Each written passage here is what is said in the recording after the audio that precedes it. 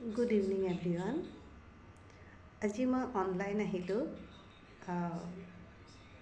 অলপ দিনৰ আগতে গুৱাহাটী ইউনিভাৰ্চিটি আণ্ডাৰত হৈ যোৱা আপোনাৰ LLM এণ্ট্ৰেন্স এক্সামটোৰ বিষয়ে কিছু তথ্য মই আগবঢ়াবৰ বাবে যাতে অনাগত দিনত যিসকল ষ্টুডেণ্টে ভাবি আছে যে গুৱাহাটী ইউনিভাৰ্চিটিৰ আণ্ডাৰত তেওঁলোকে LLM কৰিব 2 বছৰীয়া কোৰ্ছ এইটো তেওঁলোকৰ বাবে অলপ হ'লেও সহায় যাতে হয়। এইটো 1-2 মাহৰ আগতে আপোনাৰ অনলাইন ৰেজিষ্ট্ৰেশ্যন এটা কৰিব লাগে। তাৰপিছতে আপোনালোকৰ পৰীক্ষাৰ এসপ্তাহৰ প্ৰায় সময় দিয়া থাকে। এসপ্তাহৰ ওচৰতে আপোনাৰ এডমিট কাৰ্ডো আহি যায়। এক্সামটো 2 আৱাৰ্ছৰ হয় আৰু 100 মাৰ্কছৰ। এক্সামটো এতিয়া আপোনাৰ কথা হৈছে কি পঢ়িব।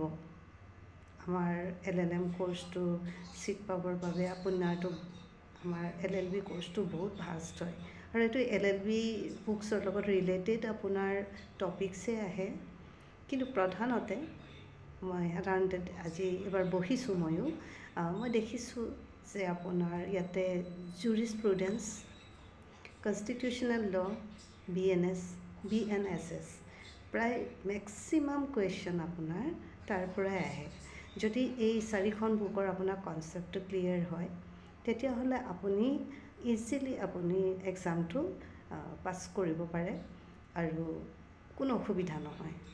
এইটো কাৰণে মই এইটো কোৱা নাই যে আপোনাৰ আদাৰ বুকছবিলাক বা ফেমিলি ল হওক বা আৰু যিবিলাক আমাৰ CPC আছে, বহুত কিছু আমাৰ টপিক আছে LLBত, সকলোবিলাক যে ইম্পৰ্টেণ্ট নহয় এনেকৈ মই কোৱা নাই, কিন্তু প্ৰধানতে মই দেখিলোঁ যে এইকেইখন বুক যদি আপোনাৰ ক্লিয়াৰ থাকে, আপোনাৰ কনচেপ্ট সকলো ক্লিয়াৰ থাকে, কেছ ল' আপোনাৰ ক্লিয়াৰ থাকে, আপোনাৰ LLMৰ যিটো এণ্ট্ৰেন্স এক্সাম আপোনাৰ পাছ কৰিবলৈ ইমান প্ৰব্লেম নহয়। গুৱাহাটী ইউনিভাৰ্চিটি আণ্ডাৰত যেতিয়া এই এণ্ট্ৰেন্স টেষ্টত বহিলোঁ, প্ৰথমতে ময়ো ভাবিছিলোঁ গোটেই সমস্ত আপোনাৰ যদি টপিকছৰ ওপৰত কুৱেশ্যন আহে এইটো বহুত প্ৰব্লেম হৈ যাব, কিন্তু মই দেখি পালোঁ যে মেক্সিমাম যদি এই 4খন বুক মই যিকেইখন আপোনাক উল্লেখ কৰিলোঁ সেইকেইখনৰ বিষয়ে যদি আপোনালোকৰ ক্লিয়াৰ থাকে কনচেপ্ট, আপুনি এণ্ট্ৰেন্স টেষ্টটো ধুনীয়াকৈ ভাল মাৰ্কছ লৈ পাছ কৰিব পাৰিব।